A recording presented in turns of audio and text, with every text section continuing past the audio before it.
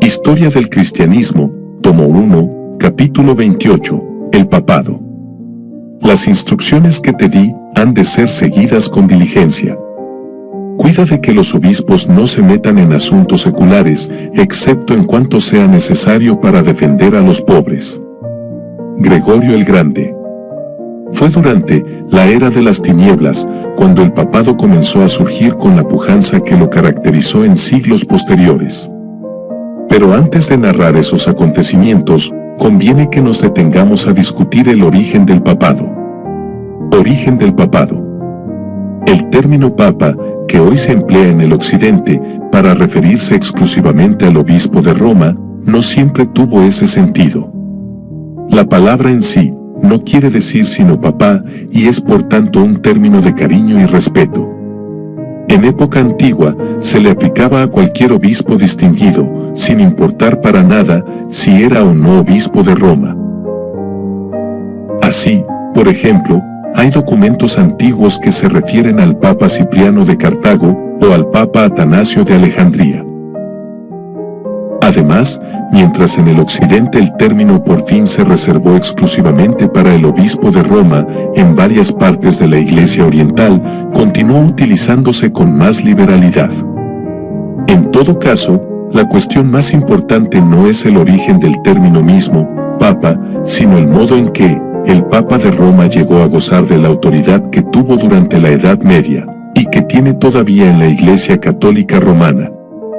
Los orígenes del episcopado romano se pierden en la penumbra de la historia. La mayor parte de los historiadores, tanto católicos como protestantes, concuerdan en que Pedro estuvo en Roma y que probablemente murió en esa ciudad durante la persecución de Nerón. Pero no hay documento antiguo alguno que diga que Pedro transfirió su autoridad apostólica a sus sucesores. Además, las listas antiguas que nombran a los primeros obispos de Roma no concuerdan. Mientras algunas dicen que Clemente sucedió directamente a Pedro, otras dicen que fue el tercer obispo después de la muerte del apóstol. Esto es tanto más notable por cuanto en los casos de otras iglesias, si tenemos listas relativamente fidedignas. Esto a su vez ha llevado a algunos historiadores a conjeturar que quizá al principio no había en Roma un episcopado monárquico, es decir, un solo obispo, sino más bien un episcopado colegiado en el que varios obispos o presbíteros conjuntamente dirigían la vida de la iglesia.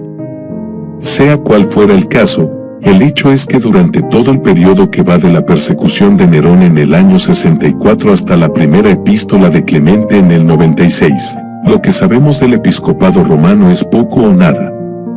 Si desde los orígenes de la Iglesia el papado hubiera sido tan importante como pretenden algunos, habría dejado más rastros durante toda esa segunda mitad del siglo I.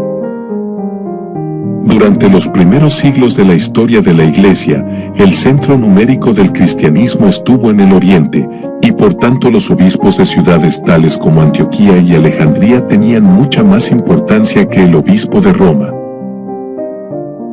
Y aún en el occidente de habla latina, la dirección teológica y espiritual del cristianismo no estuvo en Roma, sino en el África Latina, que produjo a Tertuliano, Cipriano y San Agustín.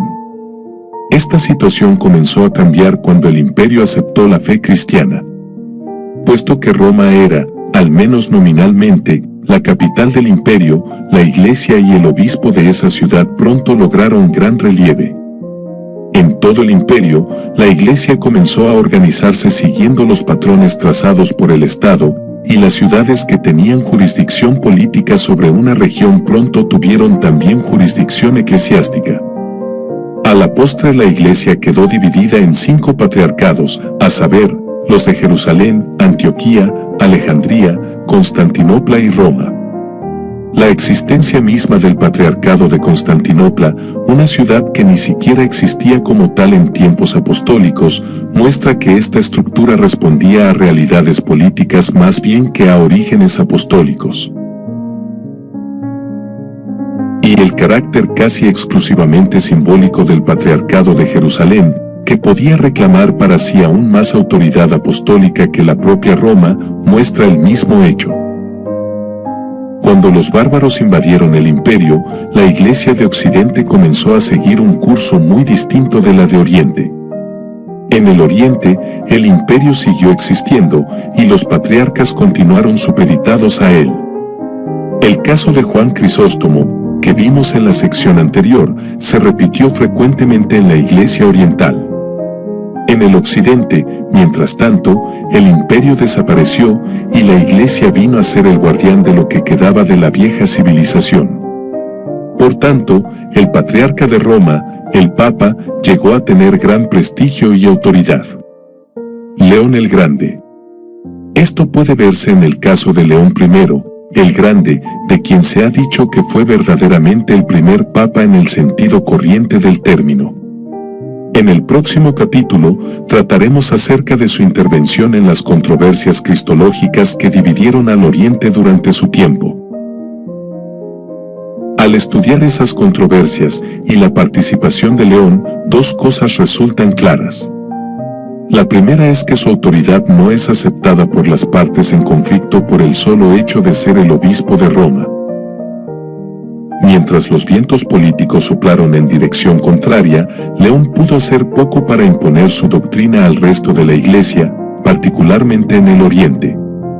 Y cuando por fin su doctrina fue aceptada, esto no fue porque proviniera del Papa, sino porque coincidía con la del partido que a la postre logró la victoria. La segunda cosa que ha de notarse es que, aunque León no pudo hacer valer su autoridad de un modo automático, esa autoridad aumentó por el hecho de haber sido utilizada en pro de la ortodoxia y la moderación. Luego, las controversias cristológicas, a la vez que nos muestran que el Papa no tenía jurisdicción universal, nos muestran también cómo su autoridad fue aumentando. Pero mientras en el Oriente se dudaba de su autoridad, en Roma y sus cercanías esa autoridad se extendía aún fuera de los asuntos tradicionalmente religiosos. En el año 452 los hunos, al mando de Atila, invadieron a Italia y tomaron y saquearon la ciudad de Aquilea. Tras esa victoria, el camino hacia Roma les quedaba abierto, pues no había en toda Italia ejército alguno capaz de cortarles el paso hacia la vieja capital. El emperador de Occidente era un personaje débil y carente de recursos, y el Oriente había indicado que no ofrecería socorro alguno. En tales circunstancias, León partió de Roma y se dirigió al campamento de Atila, donde se entrevistó con el jefe bárbaro a quien todos tenían por el azote de Dios. No se sabe qué le dijo León a Atila. La leyenda cuenta que, al acercarse el Papa, aparecieron junto a él San Pedro y San Pablo, amenazando a Atila con una espada. En todo caso, el hecho es que, tras su entrevista con León, Atila abandonó su propósito de atacar a Roma y marchó con sus ejércitos hacia el norte, donde murió poco después. León ocupaba todavía el trono episcopal de Roma cuando, en el año 455, los vándalos tomaron la ciudad. En esa ocasión, el Papa no pudo salvar la ciudad de manos de sus enemigos. Pero al menos fue él quien negoció con Genserico, el jefe vándalo, y logró que se dieran órdenes contra el incendio y el asesinato. Aunque la destrucción causada por los vándalos fue grande, pudo haber sido mucho mayor de no haber intervenido León. Lo que todo esto nos da a entender es que, en una época en que Italia y buena parte de la Europa occidental se hallaban sumidas en el caos, el papado vino a llenar el vacío, ofreciendo cierta medida de estabilidad. Esta fue la principal razón por la que los papas de la Edad Media llegaron a tener un poder que nunca tuvieron los patriarcas de Constantinopla, Antioquía o Alejandría. Empero León no basaba su propia autoridad solo en consideraciones de orden político. Para él, la autoridad del obispo de Roma sobre todo el resto de la Iglesia era parte del plan de Dios. En efecto, Jesucristo le había dado las llaves del reino a San Pedro, y la providencia divina había llevado al viejo pescador a la capital del imperio. Pedro era la piedra sobre la cual Jesucristo había prometido edificar su iglesia, y por tanto quien pretendiera construir sobre otro cimiento no podría construir sino una casa sobre la arena. Fue a Pedro a quien el Señor le dijo repetidamente: apacienta mis ovejas. Y todo esto que las Escrituras nos dicen acerca del jefe de los apóstoles es también cierto acerca de sus sucesores, los obispos de Roma. Por tanto, la autoridad del Papa no se debe sencillamente a que Roma sea la antigua capital del imperio, ni a que no haya ahora en todo el occidente quien pueda dirigir los destinos de la sociedad, sino que es parte del plan de Dios y ha de subsistir por siempre, pues las puertas del infierno no prevalecerán contra ella. Como vemos, en León encontramos ya los principales argumentos que a través de los siglos se aducirían en pro de la autoridad papal. Los sucesores de León. El prestigio de León se debió en parte a su propia persona y en parte a las circunstancias del momento. León era indudablemente un personaje excepcional y se ha dicho con razón que en su época no había quien se le pudiera comparar en firmeza de carácter, profundidad de percepción teológica y habilidad política. Pero todo esto pudo manifestarse gracias a la situación política en que le tocó vivir. En efecto, León fue papa durante un periodo de relativa anarquía en Italia, y buena parte de su grandeza estuvo en saber llenar el vacío creado por esa anarquía. A la muerte de León, le sucedió Hilario, quien había sido uno de los principales colaboradores del difunto papa, e hizo todo lo posible por continuar su política, aunque con menor éxito. Durante el pontificado de Simplicio, quien sucedió a Hilario, las condiciones políticas comenzaron a cambiar. En el año 476 Odoacro depuso al último emperador de Occidente. En teoría, esto quería decir que ahora todo el imperio se hallaba unido de nuevo bajo el emperador que residía en Constantinopla. Pero de hecho lo que sucedió fue que Odoacro y los demás jefes bárbaros, al tiempo que decían gobernar en nombre del emperador, se constituían en realidad en monarcas independientes. Luego, siempre que estos monarcas fueran fuertes, le harían sombra al Papa y tratarían de manejarlo según sus propios designios. En otros momentos los emperadores de Constantinopla tratarían de hacer valer su supuesta autoridad sobre Italia y por consiguiente sobre el Papa. Pero en otras ocasiones no habría poder político alguno capaz de sobreponerse al caos, y entonces los papas se verían en la obligación y la oportunidad de llenar ese vacío. En época de Simplicio y de sus sucesores Félix III, Gelasio y Anastasio II, las relaciones entre los papas y los emperadores de Constantinopla fueron bastante tensas, pues los emperadores trataban de ganarse las simpatías de los monofisitas de Siria y Egipto, y los papas y todo el occidente cristiano se oponían a esa política. Según veremos en el próximo capítulo, el monofisismo era una de las doctrinas resultantes de las controversias cristológicas que sacudieron al cristianismo de habla griega durante el siglo V. Aunque esa doctrina había sido condenada oficialmente por el Concilio de Calcedonia en el 451, contaba aún con numerosos adeptos en Siria y Egipto. Puesto que estas regiones comprendían algunas de las más ricas provincias del imperio, los gobernantes de Constantinopla hicieron todo lo posible por granjearse la buena voluntad de los monofisitas, y esto a su vez creó tensiones entre los papas y los emperadores. Por otra parte, en época de Félix III los godos, al mando de Teodorico, invadieron a Italia. Para el año 493 Teodorico era dueño de casi toda la península. Puesto que los godos eran arrianos, siempre temían que sus súbditos italianos conspiraran en pro de Constantinopla, y por tanto Teodorico y sus sucesores vieron con buenos ojos las desavenencias entre los papas y los emperadores y trataron de fomentarlas. Recuérdese además que fue Teodorico quien, al sospechar que su ministro Boecio conspiraba para reintroducir el poderío imperial, lo hizo encarcelar y matar.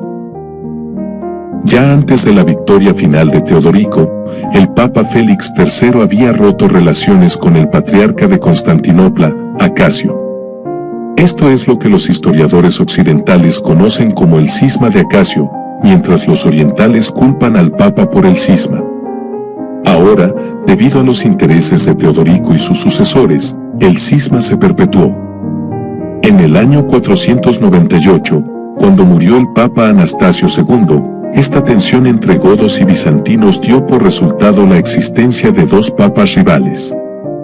Mientras los godos y buena parte del pueblo romano apoyaban a Símaco, a quien los católicos en el día de hoy tienen por verdadero papa, el gobierno de Constantinopla sostenía a Lorenzo.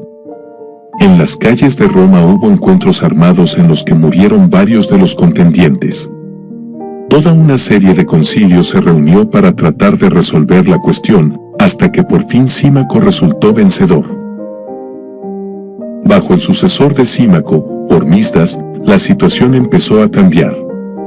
El nuevo emperador, Justino, comenzó a interesarse cada vez más por el Mediterráneo occidental y por tanto trató de acercarse al Papa. Esta política fue seguida mucho más activamente por el sucesor de Justino, su sobrino Justiniano, bajo cuyo gobierno el viejo imperio romano disfrutó de un breve florecimiento.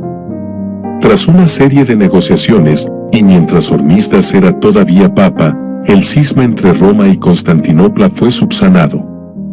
Al principio el rey godo, Teodorico, no se opuso a este acercamiento entre sus súbditos y las autoridades imperiales. Pero hacia el final de sus días comenzó a sospechar que los católicos conspiraban para derrocar el régimen de los godos y devolverle Italia al imperio. Fue entonces cuando hizo encarcelar y matar a Boecio. Poco después el Papa Juan I fue enviado por Teodorico en una embajada a Constantinopla y, cuando el obispo no consiguió todo lo que el rey deseaba, este último lo condenó a la cárcel, donde murió. Según se cuenta, Teodorico se aprestaba a entregarles a los arrianos todas las iglesias de Rávena, cuando la muerte lo sorprendió. La muerte de Teodorico marcó el ocaso del reino godo en Italia. Teodorico murió en el año 526 y en el 535 el general constantinopolitano Belisario ya había conquistado la mayor parte de la península.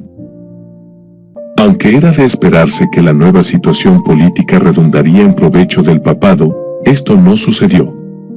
Excepto en los últimos años de su gobierno, el arriano Teodorico les había permitido a sus súbditos ortodoxos seguir su propia conciencia en cuestiones de fe.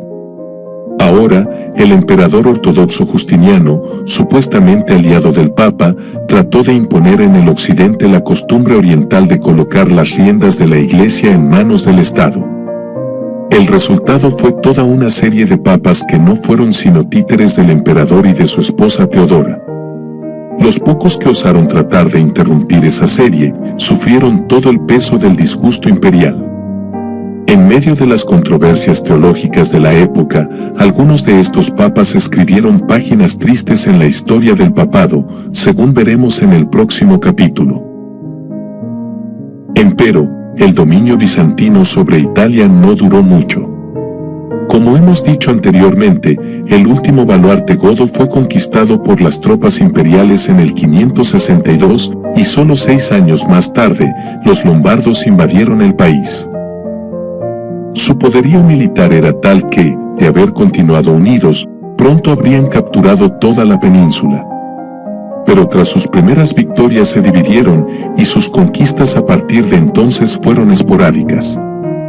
En todo caso, la presencia de los lombardos y las guerras constantes que esa presencia acarreó, obligaron a los papas a ocuparse no solo de las cuestiones religiosas, sino también de la defensa de Roma y sus alrededores. A la muerte de Justiniano el Imperio Oriental comenzó de nuevo su decadencia, y pronto su autoridad en Italia fue casi nula. El exarcado de Rávena, que teóricamente pertenecía al imperio, se vio obligado a defenderse frente a los lombardos por cuenta propia. Y lo mismo fue cierto en el caso de Roma, bajo la dirección del Papa. Cuando Benedicto I falleció en el 579, las tropas lombardas asediaban la ciudad. Su sucesor Pelagio II la salvó ofreciéndoles a los lombardos fuertes sumas de dinero. Además, en vista de que Constantinopla no le enviaba ayuda, Pelagio inició negociaciones con los francos para que estos atacaran a los lombardos por el norte. Aunque tales contactos iniciales no llevaron a la acción militar, eran señal de lo que sucedería varias generaciones más tarde, cuando los francos se volverían los principales aliados del papado. Gregorio el Grande. En esto estaban las cosas cuando se desató en Italia una terrible epidemia. Pelagio hizo todo lo posible por enfrentarse a este nuevo reto, pero a la postre él mismo sucumbió víctima de la peste. Era el año 590, y quien fue elegido para sucederle resultaría ser uno de los más grandes papas de todos los tiempos. Gregorio nació alrededor del año 540 en la ciudad de Roma, en medio de una familia que al parecer pertenecía a la vieja aristocracia del lugar. Era la época en que Justiniano reinaba en Constantinopla y sus generales trataban de conquistar a los godos en Italia. Tras las primeras victorias, Justiniano había retirado a su general Belisario del campo de batalla y la guerra se prolongaba por años y años. Gregorio era niño cuando Totila logró reorganizar las tropas godas y detener por algún tiempo el avance de los ejércitos imperiales. En el 545, Totila sitió a Roma, que por fin se rindió en diciembre del 546.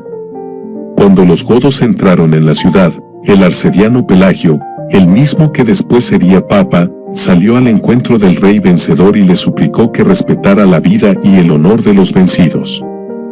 Totila accedió, y por tanto la caída de Roma no fue la catástrofe que pudo haber sido. Es muy probable que Gregorio haya estado en Roma durante estos acontecimientos. En todo caso, no cabe duda de que la actuación de Pelagio fue uno de los modelos que Gregorio siguió cuando le tocó ser papa. Todo esto nos da a entender que la Roma en que Gregorio se crió distaba mucho de ser la noble ciudad de tiempos de Augusto César. Poco después de la victoria de Totila, Belisario y las tropas imperiales volvieron a tomar la ciudad, solo para perderla de nuevo. En medio de repetidos sitios, la población de la antigua capital se redujo enormemente. Muchos de los viejos monumentos y edificios fueron destruidos, o bien en los combates mismos, o bien en intentos de utilizar sus piedras para reforzar las defensas de la ciudad. Los acueductos fueron cortados repetidamente por los diversos atacantes y a la postre quedaron abandonados. Los sistemas de desecación de los viejos pantanos fueron descuidados y las frecuentes inundaciones producían epidemias no menos frecuentes. De la juventud de Gregorio en esta ciudad venida a menos, es poco lo que sabemos. Al parecer fue prefecto de la ciudad antes de decidir ser monje. Algún tiempo después el Papa Benedicto lo hizo diácono, es decir, miembro del Consejo Consultivo y Administrativo del Papa. A la muerte de Benedicto, lo sucedió Pelagio II, quien nombró al monje Gregorio embajador suyo ante la corte de Constantinopla. En la ciudad del Bósforo, Gregorio pasó 6 años representando ante el emperador los intereses del Papa y de los romanos. Durante ese tiempo se vio repetidamente envuelto en las controversias teológicas que siempre bullían en la corte bizantina, pero a pesar de ello nunca aprendió el griego. Fue también allí que trabó amistad con Leandro de Sevilla, a quien ya nos hemos referido como el principal instrumento en la conversión del reino visigodo de España a la fe católica. Por fin, en el año 586, el Papa Pelagio envió otro embajador y Gregorio pudo regresar a la tranquilidad de su monasterio en Roma. En el monasterio de San Andrés, Gregorio pronto fue hecho abad, al mismo tiempo que servía al Papa Pelagio como ayudante y secretario. En esos tiempos, la situación de Roma era difícil, pues 2 años antes del regreso de Gregorio los lombardos por fin se habían unido bajo un solo rey, con el propósito de completar la conquista de Italia. Aunque desde Constantinopla el emperador enviaba algunos recursos para la defensa de Roma y de otras ciudades que todavía no habían sido conquistadas, y aunque desde el otro lado de los Alpes los francos invadían frecuentemente los territorios lombardos, la situación militar era precaria. Para complicar las cosas, se desató una gran epidemia que diezmó la población de la ciudad. Poco antes hubo una inundación que destruyó varios de los principales graneros de la iglesia, donde se guardaba el trigo de que dependía buena parte de los habitantes. Puesto que la peste producía alucinaciones, comenzaron a circular rumores acerca de toda clase de portentos. un gran dragón apareció en el Tíber. Del cielo llovían flechas de fuego. La muerte aparecía sobre los que iban a morir. El pánico se sumó al hambre y la peste. Para colmo de males, el Papa Pelagio, quien con la ayuda de Gregorio y otros se había esforzado por mantener la ciudad relativamente limpia, enterrar a los muertos y alimentar a los hambrientos, enfermó de la plaga y murió.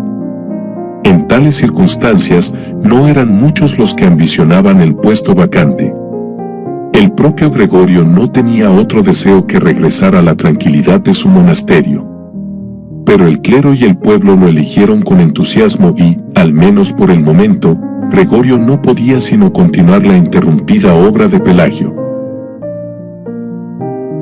Una de sus primeras medidas, sin embargo, fue escribirle al emperador pidiéndole que no confirmara su nombramiento, pues en esa época se acostumbraba a que los emperadores en Constantinopla dieran su aprobación al papa electo antes que éste pudiera ser consagrado. Pero el prefecto de la ciudad, que sabía que no podía cumplir con sus obligaciones sin el auxilio de un papa como Gregorio, interceptó la carta. Otra de las medidas de Gregorio fue convocar a todo el pueblo a una gran procesión de penitencia, pidiéndole a Dios que les perdonara sus pecados y que cesara la plaga. Tras escuchar del nuevo papa un sermón, que todavía se conserva, todo el pueblo salió en angustiada procesión, y se cuenta que la plaga cesó. Aunque Gregorio no había deseado ser papa, una vez que se vio en posesión de ese cargo se dedicó a cumplir sus obligaciones a cabalidad. En la propia ciudad de Roma, organizó la distribución de alimentos a los necesitados de tal modo que había quien se ocupaba de llevar comida hasta los más escondidos rincones de la ciudad. Al mismo tiempo, el nuevo papa supervisó los envíos de grano que se hacían desde Sicilia, a fin de asegurarse de que no faltasen provisiones. Por otra parte, era necesario asegurarse de que la ciudad misma era habitable y defendible, y a estas tareas, que normalmente debían corresponder a las autoridades civiles, Gregorio se dedicó con ahínco. En la medida de lo posible, se reconstruyeron los acueductos y las fortificaciones, y se restauró la moral de la guarnición, que casi se había perdido por falta de paga. Para defender la ciudad frente a los lombardos, Gregorio solicitó ayuda de Constantinopla. Pero, puesto que tal ayuda no llegaba, en 2 ocasiones se vio obligado a negociar directamente con el enemigo, como si el poder civil le correspondiera. Por fin logró de la reina Teodolinda que su hijo fuese educado en la fe católica y no en la arriana de los lombardos. En todo esto, en vista de la ausencia de una política por parte del imperio, Gregorio se vio obligado a actuar por cuenta propia, y por ello se ha dicho que fue él, el fundador del poder temporal del papado. Este poder se extendía directamente a una serie de territorios que de un modo u otro habían llegado a ser propiedad del papado, y que recibían el nombre común del patrimonio de San Pedro. Además de las iglesias y varios palacios en la ciudad de Roma, había tierras que pertenecían a este patrimonio en los alrededores de la vieja capital, en otras partes de Italia, en Sicilia, Córcega y Cerdeña, en la Galia, y hasta en África.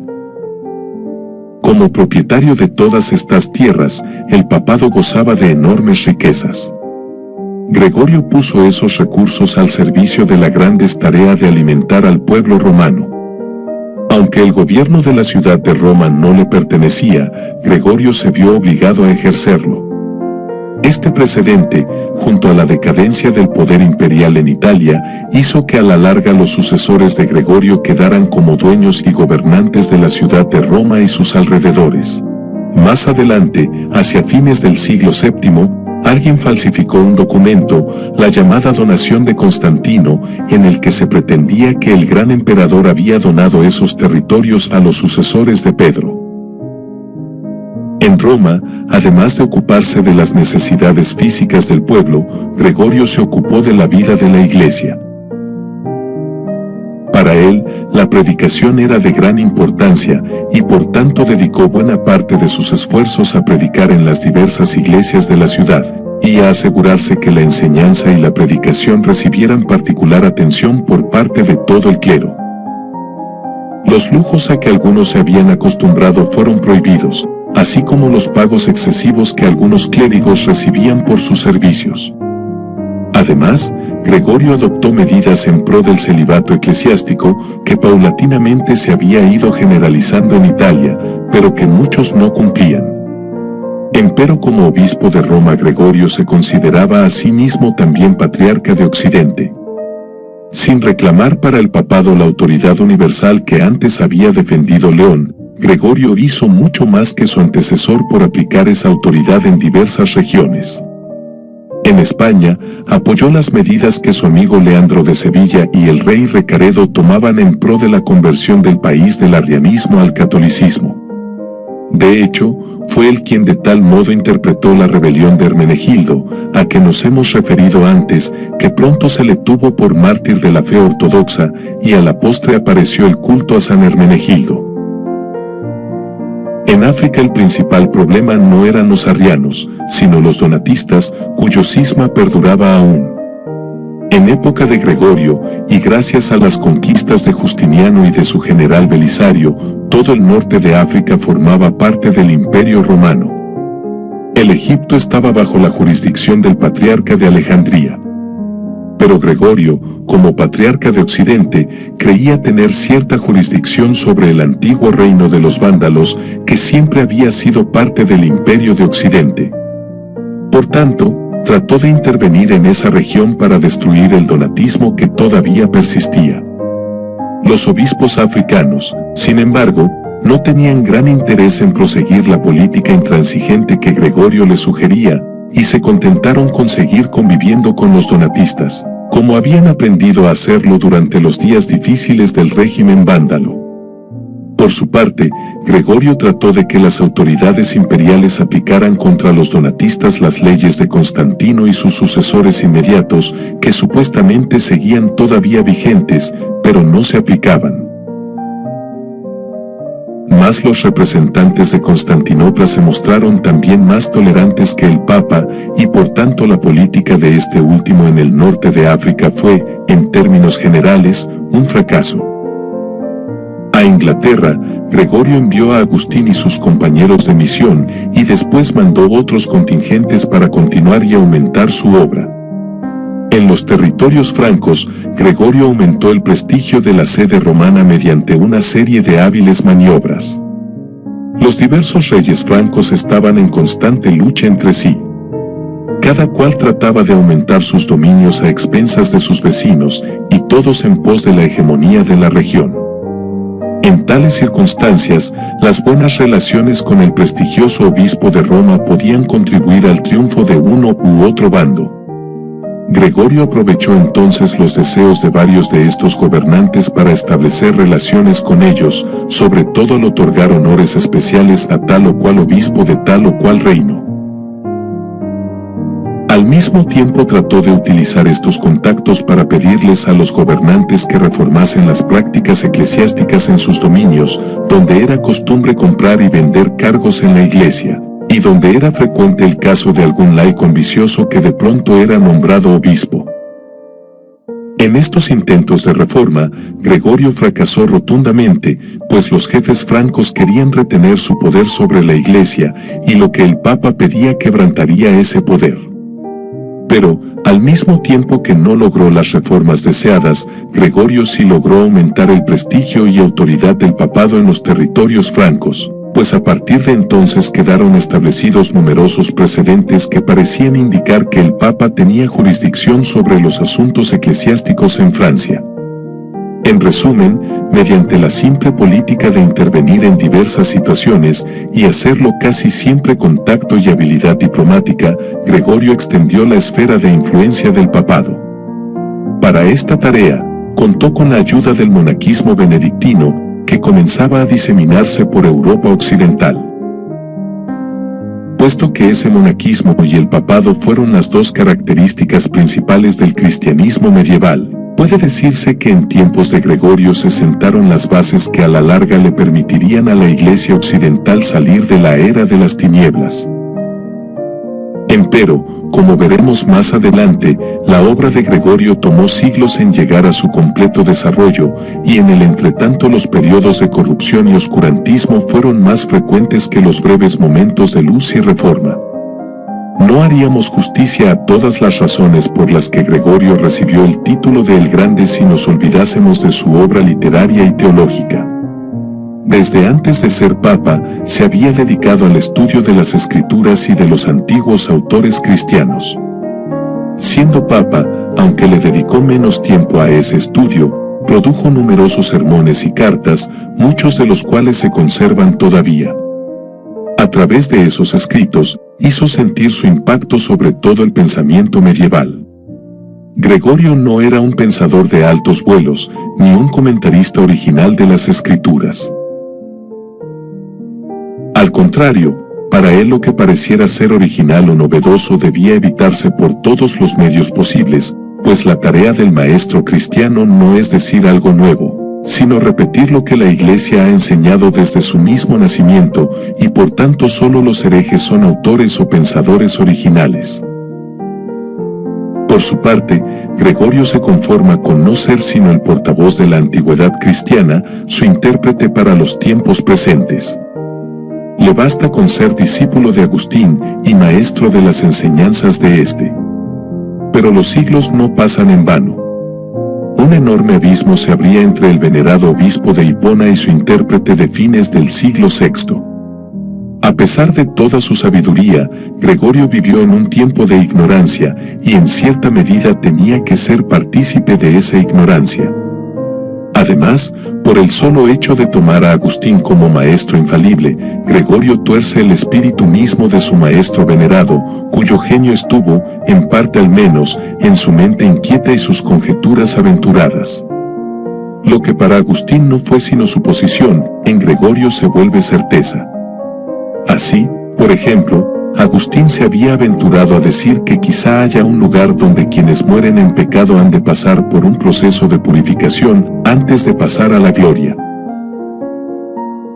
Basándose en esa conjetura por parte de su maestro, Gregorio declara que indudablemente hay tal lugar y procede entonces a desarrollar la doctrina del purgatorio.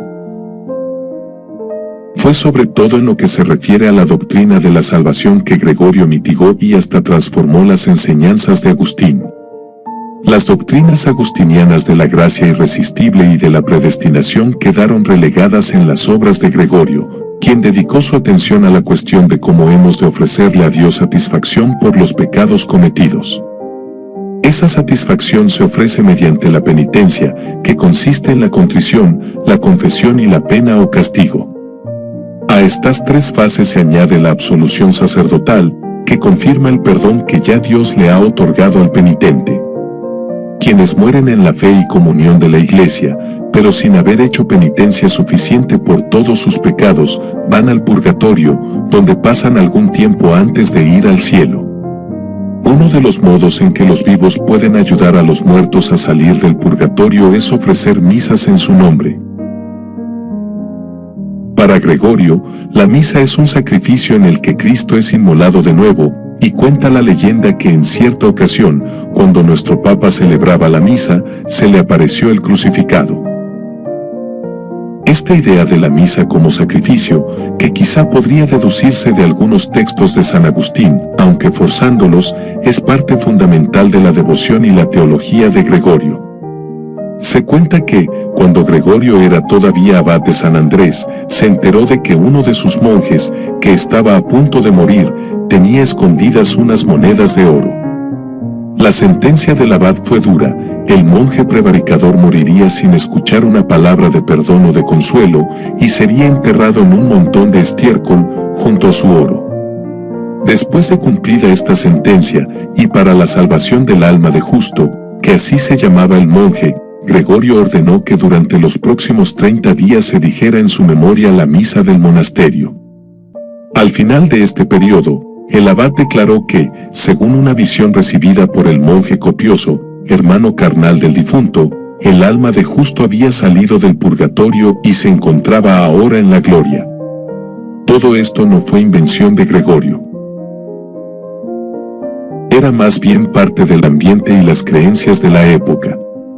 Pero, mientras los antiguos maestros de la Iglesia se habían esforzado por evitar que la doctrina cristiana se contaminara con supersticiones populares, Gregorio sencillamente aceptó todas las creencias, supersticiones y leyendas de su época como si fueran la verdad evangélica. Sus obras están llenas de narraciones de milagros, apariciones de difuntos, ángeles y demonios, etc. Cuando, con el correr del tiempo, se le dio a la producción literaria de Gregorio la misma autoridad infalible que él le había dado a San Agustín, buena parte de las creencias populares del siglo VI quedó de hecho incorporada a la doctrina cristiana. Los sucesores de Gregorio. Los papas que siguieron a Gregorio se mostraron incapaces de continuar su obra. Su sucesor inmediato, Sabiniano, creyó prudente vender a buen precio el trigo que Gregorio había repartido gratuitamente. Cuando los pobres se quejaron diciendo que solo los ricos podrían comer y ellos morirían de hambre, Sabiniano comenzó una campaña de difamación contra la memoria de Gregorio, diciendo que había utilizado el patrimonio de la Iglesia para ganar popularidad. Como reacción, se desató una campaña pública contra el Papa reinante.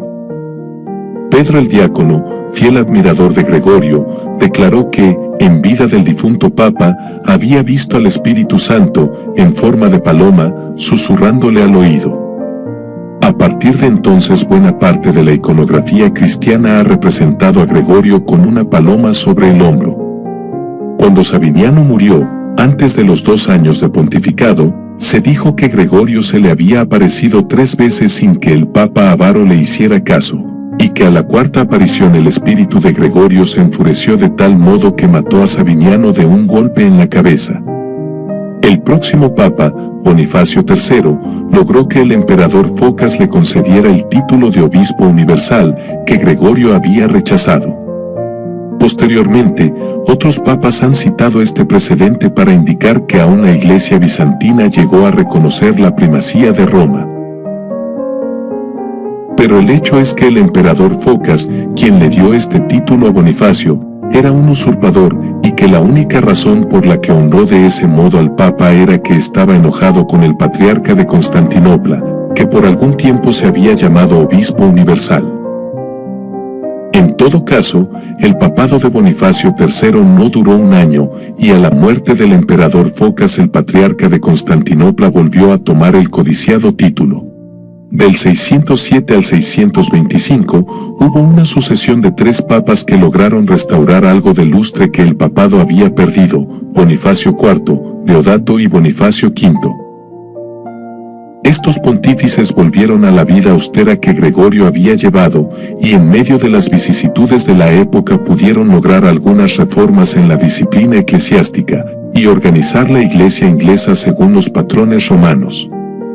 Durante el próximo papado, sin embargo, comenzaron a verse las funestas consecuencias de la relación estrecha que existía entre Roma y Constantinopla. Como hemos visto en la sección anterior, desde tiempos de Juan Crisóstomo los emperadores de Constantinopla se habían acostumbrado a tener la última palabra en cuestiones eclesiásticas.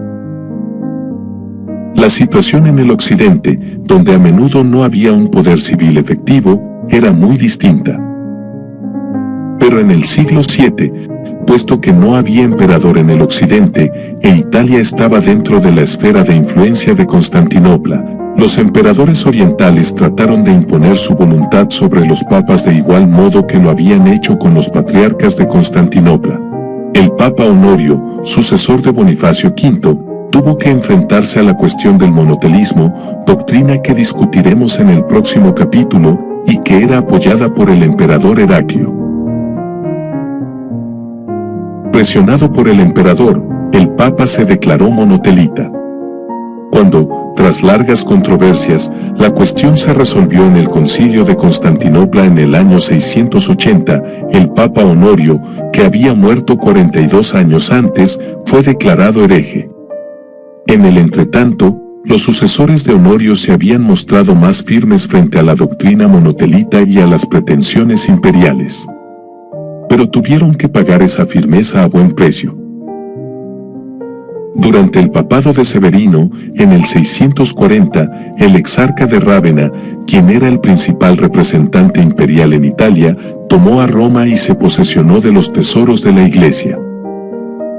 Una parte del botín fue enviada a Constantinopla y los clérigos que protestaron fueron exiliados. Poco después el Papa Martín sufrió consecuencias semejantes. Reinaba a la sazón en Constantinopla Constante II, quien trató de terminar el asunto y sencillamente prohibió todo debate acerca de él. Pero al Papa esto le parecía todavía una usurpación de poder por parte del emperador, y convocó un concilio que se reunió en el Laterano y condenó el monotelismo, en abierta desobediencia al mandato imperial. El resultado fue que las tropas del exarca de Rávena secuestraron al Papa, que fue llevado a Constantinopla y de allí al exilio, donde murió. El monje Máximo, quien lo había apoyado decididamente, fue enviado al exilio, después de serles cortadas la lengua y la mano derecha, para que no pudiera dar a conocer sus supuestas herejías. Tras tales muestras del poder imperial, los sucesores de Martín obedecieron el mandato de Constante y guardaron silencio acerca del monotelismo. Cuando por fin se reunió el concilio de Constantinopla en el 680, esto tuvo lugar porque las circunstancias políticas habían cambiado, y el nuevo emperador estaba deseoso de llegar a un acuerdo más aceptable para la Iglesia occidental. Siguió entonces un periodo de paz entre Roma y Constantinopla, durante el cual la primera se sometió a la segunda, al parecer sin protesta alguna.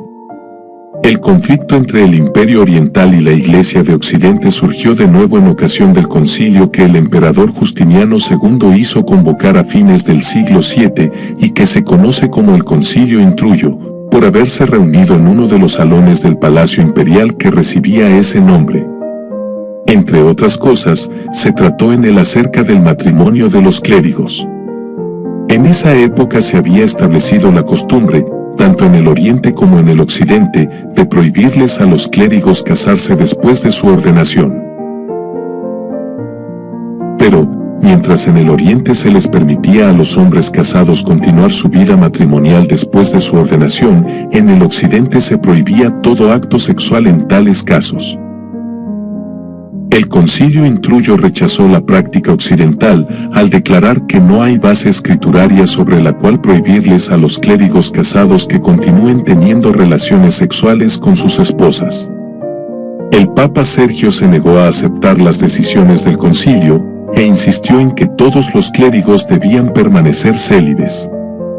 Justiniano II intentó tratarlo de igual modo que su antecesor había tratado a Martín, pero el pueblo romano se rebeló y los oficiales imperiales habrían salido mal parados de no haber sido por la intercesión del Papa, que le pidió moderación al pueblo. Justiniano II se preparaba a responder a este insulto cuando fue depuesto. Cuando por fin recobró el trono, comenzó una venganza sistemática contra todos los que se le habían opuesto en el periodo anterior.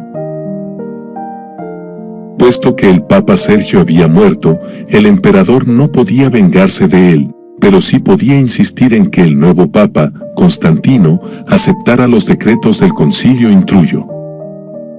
Con este propósito en mente, citó al Papa a Constantinopla. Dando pruebas de un valor inusitado, Constantino aceptó la invitación del emperador.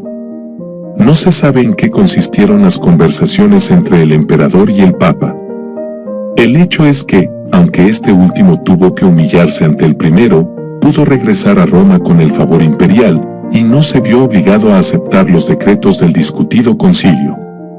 Poco después el emperador fue muerto y decapitado. Cuando su cabeza fue enviada a Roma, el pueblo la profanó por las calles.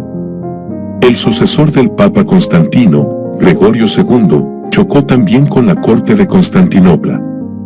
La razón de esta nueva malquerencia fue la cuestión de las imágenes, de que trataremos en el próximo capítulo, pues fue principalmente una controversia dentro de la Iglesia Oriental. Una vez más el Papa recibía órdenes del emperador, dictándole el curso a seguir en asuntos al parecer puramente religiosos. En este caso, el emperador ordenaba que no se veneraran en las iglesias las imágenes de los santos. Las razones por las que la corte bizantina se oponía a las imágenes serán discutidas más adelante. En todo caso, lo que aquí nos importa es que de nuevo hubo una ruptura entre Roma y Constantinopla, pues el Papa y sus seguidores se negaron a obedecer el mandato imperial. Tanto Gregorio II como su sucesor, Gregorio III, convocaron concilios que se reunieron en Roma y condenaron a los iconoclastas, como se les llamaba a los que se oponían a las imágenes. El emperador, enfurecido, envió una gran escuadra contra Roma. Pero se desató una gran tormenta y buena parte de la flota imperial naufragó. Poco antes los musulmanes, de cuyas conquistas trataremos en capítulo aparte, habían tomado varias de las provincias más ricas del imperio y se habían posesionado también de toda la costa sur del Mediterráneo. Todos estos desastres señalaron el fin de la influencia de Constantinopla sobre el Mediterráneo occidental. En lo que se refiere al papado, este cambio de circunstancias puede verse en el hecho de que, hasta Gregorio III, la elección de un nuevo papa no se consideraba válida mientras no fuese ratificada por el emperador o por su representante en Rávena. Después de Gregorio, no se buscó ya esa ratificación. Esta nueva situación necesitó un cambio radical en la política internacional de los papas. Tras la destrucción de la flota bizantina, al mismo tiempo que el Papa se sintió aliviado por la desaparición de esa amenaza, también se vio agobiado por el creciente poder de los lombardos, que por varias generaciones habían estado tratando de hacerse dueños absolutos de toda Italia. Las tropas imperiales habían sido el principal obstáculo frente a las ambiciones de los lombardos. Ahora que faltaban esas tropas, ¿qué podía hacer el Papa para impedir que sus antiguos enemigos se posesionaran de Roma? La respuesta estaba clara. Más allá de los Alpes, los francos se habían convertido en una gran potencia. Poco antes su jefe, Carlos Martel, había detenido el avance de los musulmanes al derrotarlos en la batalla de Tours-o-Poitiers. ¿Por qué no pedirle entonces, a quien había salvado a Europa del Islam, que salvara ahora a Roma de los lombardos? Tal fue la petición que Carlos Martel recibió del Papa, junto a la promesa de nombrarlo cónsul de los romanos. Aunque es imposible saber a ciencia cierta si Gregorio se percataba de la magnitud del paso que estaba dando, el hecho es que en aquella carta del Papa al mayordomo de palacio de los francos se estaban estableciendo varios precedentes. El Papa se dirigía a Carlos Martel ofreciéndole honores que tradicionalmente solo el emperador o el Senado romano podían otorgar, y lo hacía sin consultar a Constantinopla. Gregorio actuaba más bien como estadista autónomo que como súbdito del imperio o como jefe espiritual. Por otra parte, con estas gestiones de Gregorio ante Carlos Martel se daban los primeros pasos hacia el surgimiento de la Europa occidental, unida, en teoría al menos, bajo un papa y un emperador. En esto estaban las cosas cuando murieron Gregorio y Carlos Martel. Luitprando, el rey de los lombardos, se había abstenido de atacar los territorios romanos, quizá porque sabía de las negociaciones que estaban teniendo lugar con los francos, y no quería provocar la enemistad de tan poderosos vecinos. Pero a la muerte de Carlos Martel su poder quedó dividido entre sus dos hijos y Luitprando comenzó a avanzar de nuevo contra Roma y Rávena. El nuevo papa, Zacarías, no tenía otro recurso que el prestigio de su oficio. Al igual que León ante el avance de Atila, Zacarías se dispuso ahora a enfrentarse a Luitprando cara a cara. La entrevista tuvo lugar en la iglesia de San Valentín, en Terni, y Luitprando le devolvió al Papa todos los territorios recientemente conquistados, además de varias plazas que los lombardos habían poseído por 3 décadas. Zacarías regresó a Roma en medio de las aclamaciones del pueblo, que lo siguió en una procesión de acción de gracias hasta la Basílica de San Pedro. Cuando Luitprando atacó a Rávena, Zacarías se entrevistó de nuevo con él y otra vez logró una paz ventajosa. A la muerte de Luitprando, sin embargo, lo sucedieron otros jefes lombardos menos dispuestos a doblegarse ante la autoridad o las súplicas del Papa, y fue entonces cuando Zacarías accedió a la deposición del rey Childerico III, el Estúpido, y a la coronación de Pipino, el hijo de Carlos Martel. De este modo continuaba la política establecida por Gregorio III de aliarse con los francos ante la amenaza de los lombardos. Zacarías murió el mismo año de la coronación de Pipino, 752, pero su sucesor, Esteban II, pronto tuvo ocasión de cobrar la deuda de gratitud que el nuevo rey franco había contraído con Roma. Amenazado como estaba por los lombardos, Esteban viajó hasta Francia, donde ungió de nuevo al rey y a sus dos hijos, al tiempo que le suplicaba ayuda frente a los lombardos. En dos ocasiones Pipino invadió a Italia en defensa del Papa y en la segunda le hizo donación, no solo de Roma y sus alrededores, sino también de Rávena y otras ciudades que los lombardos habían conquistado, y que tradicionalmente habían sido gobernadas desde Constantinopla. Aunque el emperador protestó, el Papa y el rey de los francos le prestaron oídos sordos. El imperio bizantino no era ya una potencia digna de tenerse en cuenta en el Mediterráneo occidental. Y el Papa se había vuelto soberano temporal de buena parte de Italia. Esto era posible, en teoría al menos, porque el emperador reinante en Constantinopla se había declarado contrario a las imágenes y por tanto no era necesario obedecerlo.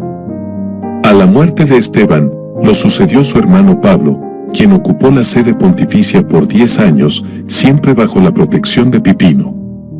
Pero a su muerte un poderoso duque vecino se apoderó por la fuerza de la ciudad y nombró papa a su hermano Constantino. Este es uno de los primeros ejemplos de una situación que se repetirá a través de toda la Edad Media. Puesto que el papado se había vuelto una posesión territorial, y puesto que gozaba además de gran prestigio y autoridad en otras partes de Europa, eran muchos los que lo codiciaban, no por razones religiosas, sino puramente políticas. A falta de un sistema de elección rigurosamente establecido, no faltaron nobles vecinos o familias poderosas en la propia Roma, que se adueñaron del papado y lo utilizaron para sus propios fines. En este caso, empero, Constantino no pudo sostenerse en el poder, pues algunos romanos apelaron a los lombardos, quienes intervinieron mediante las armas, depusieron al usurpador y procedieron a una nueva elección. El papa electo fue Esteban III, quien emprendió una terrible venganza contra los que habían apoyado la usurpación, sacándoles los ojos, mutilándolos y encarcelándolos. Poco después murió Pipino, el rey de los francos, y lo sucedieron sus dos hijos Carlos, Carlomagno y Carlomán, quienes se dividieron el reino. A la muerte de Carlomán en el 771, Carlomagno se posesionó de los territorios de su hermano y desheredó así a sus sobrinos. Esto no era del todo irregular, pues entre los francos la corona no era estrictamente hereditaria, sino electiva. Aunque la costumbre de heredar los territorios se había ido estableciendo a través de las generaciones, lo que debía hacerse a la muerte de Carlomán, en teoría al menos, era permitirles a los nobles de su reino que eligieran a su sucesor o sucesores. Esto fue lo que hizo Carlomagno, a sabiendas de que los nobles del reino de su difunto hermano preferirían tenerlo a él por rey antes que a los débiles e inexpertos hijos de Carlomán. Estos últimos se refugiaron en la corte de Desiderio, rey de los lombardos, quien tomó la defensa de su causa.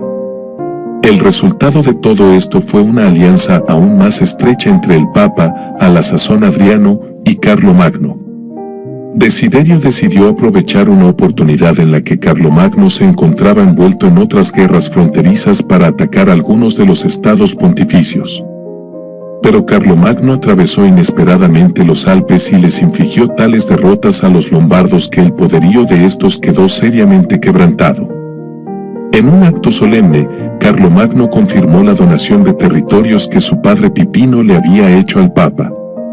Esto sucedió en el año 774. A partir de entonces, y por diversas razones, Carlomagno visitó la ciudad papal repetidamente. Una de esas visitas tuvo lugar cuando el siglo VII tocaba a su fin. El sucesor de Adriano, León III, había sido atacado físicamente por una de las familias poderosas de Roma que deseaba el papado para uno de sus miembros. León atravesó los Alpes y pidió socorro a Carlomagno, quien de nuevo se presentó en Roma, escuchó los argumentos de ambas partes y falló a favor del Papa. Al llegar el día de Navidad del año 800, León presidió el culto solemne, en el que se encontraban presentes Carlomagno y toda su corte y principales oficiales, así como una enorme muchedumbre del pueblo romano. Al terminar el culto, el Papa tomó una corona entre sus manos, marchó hasta donde estaba el rey, lo coronó y proclamó: Dios le dé vida y victoria al grande y pacífico emperador. Al oír estas palabras, todos los presentes irrumpieron en vítores y aclamaciones, mientras el Papa ungía al nuevo emperador. Era un hecho sin precedente. Hasta unas pocas generaciones antes, la elección de cada nuevo papa no era válida mientras no fuese confirmada por el emperador de Constantinopla. Ahora un papa se atrevía a coronar a un rey con el título de emperador. Y lo hacía sin consulta previa con el Imperio Oriental. Es imposible saber a ciencia cierta cuáles eran los propósitos específicos de León al otorgarle a Carlomagno la dignidad imperial. Sin embargo, una cosa resultaba clara. Desde tiempos de Rómulo Augustulo no había habido emperador en el occidente. En teoría, el emperador de Constantinopla lo era de todo el antiguo imperio romano. Pero de hecho el gobierno imperial solo había sido efectivo en el occidente en algunas regiones de África e Italia. Y aún allí su autoridad había sido burlada frecuentemente. En tiempos más recientes, los musulmanes habían conquistado los territorios imperiales en África y por diversas razones la autoridad del emperador en Italia se había visto limitada al extremo sur de la península. Ahora, en virtud de la acción de León, habría un emperador de Occidente y el papado se colocaba definitivamente fuera de la jurisdicción del Imperio de Oriente. La cristiandad occidental había nacido. Historia del cristianismo 1994. Tomo 1, parte 3, La era de las tinieblas. Justo L. González.